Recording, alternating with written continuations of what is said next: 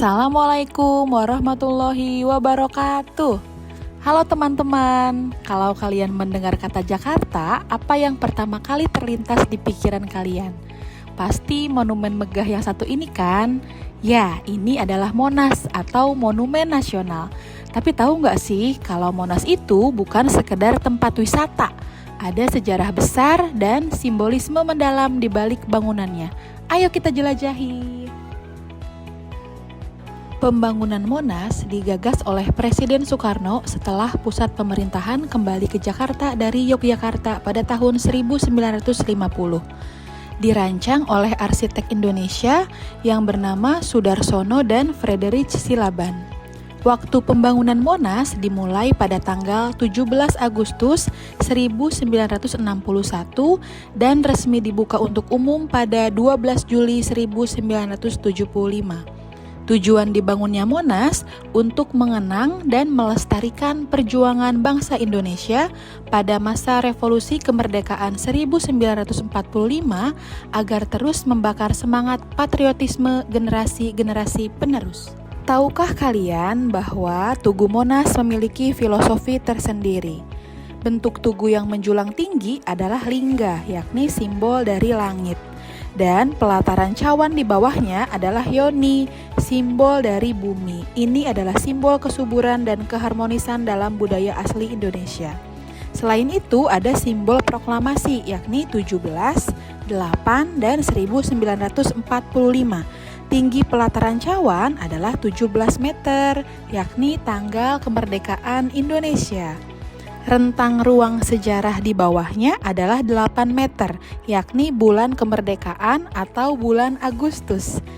Tinggi tugu dari pelataran adalah 45 meter, yakni mencerminkan tahun kemerdekaan. Selain itu, terdapat juga filosofis dari Monas yakni lidah api kemerdekaan. Ini berada di puncak tugu, terbuat dari perunggu seberat 14,5 ton dan dilapisi emas murni yang awalnya 32 kg lalu ditambah menjadi 50 kg. Ini melambangkan semangat bangsa Indonesia yang menyala-nyala dan tak kunjung padam.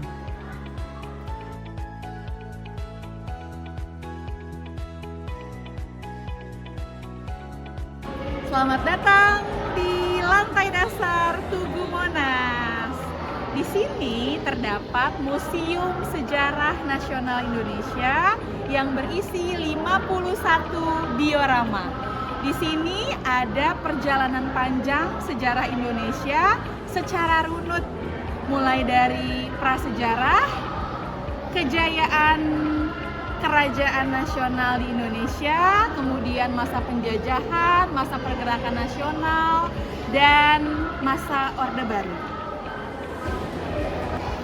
Ini merupakan salah satu sisi diorama yang terdapat pada lantai dasar Tugu Monas.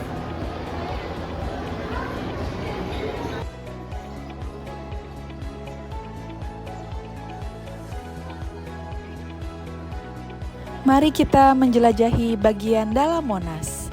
Di dalamnya terdapat Museum Sejarah Nasional yang berada di bagian paling bawah. Di sini menjelaskan bahwa terdapat 51 diorama yang menggambarkan sejarah Indonesia dari zaman prasejarah, kerajaan, penjajahan, hingga masa Orde Baru. Kemudian ada ruang kemerdekaan. Ini terdapat di dalam cawan Monas, menyimpan simbol negara seperti atribut kemerdekaan, lambang Garuda Pancasila, peta kepulauan Indonesia, dan tempat disimpannya bendera pusaka. Meski sekarang yang asli disimpan di istana, replikanya ada di sini. Di sini juga bisa didengarkan suara asli Bung Karno saat membacakan teks proklamasi. Proklamasi. Kami, bangsa Indonesia, dengan ini menyatakan kemerdekaan Indonesia. Hal-hal yang mengenai pemindahan kekuasaan dan lain-lain diselenggarakan dengan cara saksama dan dalam tempo yang sesingkat-singkatnya. Jakarta, 17 Agustus 1945,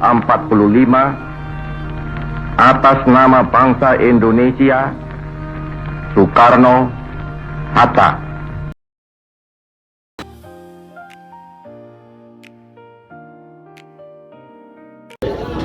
Kita berada di Puncak Monas.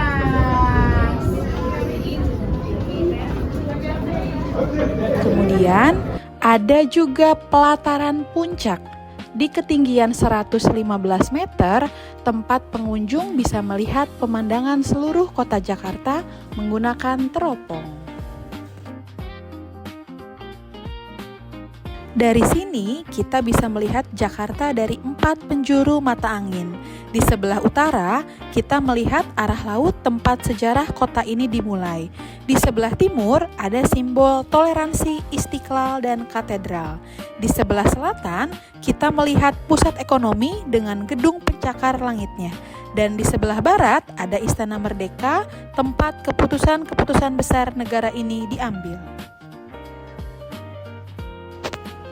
Nah, itu dia perjalanan kita ke Monas. Jadi, Monas bukan cuma tugu beton berlapis emas biasa ya.